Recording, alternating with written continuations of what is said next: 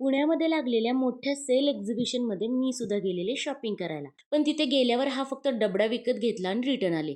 का ते सांगते. सकाळी मस्त चहा आणि टोस्ट खाल्ला. आज मला हेअर वॉश करायचं होतं म्हणून तेही करून घेतलं. घरातली पटपट सगळी कामे उरून आम्ही गेलो मेसे ग्लोबल कन्व्हेन्शन सेंटरला. तिथे गेल्यावर इतकी गर्दी होती, खूप म्हणजे काहीच समजत नव्हतं. खूप सारे असे स्टॉल्स होते आणि त्या स्टॉलवर ना असे कपडे टाकलेले होते. आणि खरं सांगायचं झालं तर मला तिथे काहीच आवडलं नाही. म्हणून ते ऑर्गनायझर डबा तेवढा घेतला आणि आम्ही रिटर्न आलो. रिटर्न येताना बाईक वॉश केली आणि अंबिका सँडविच जवळ आम्ही सँडविच खाल्लं, जे पुण्यामध्ये खूप फेमस आहे. तिथून आम्ही गेलो पु. ल. देशपांडे गार्डनला आणि तिथे तिकीट ना फक्त ₹5 आहे. तिकीट घेऊन आम्ही आतमध्ये गेलो. थोडंसं गार्डन वगैरे फिरून घेतलं आणि इथे बघा एका तळ्यामध्ये ना खूप सारे मासं होती आणि इथे मुलांची सुद्धा खूप गर्दी झालेली.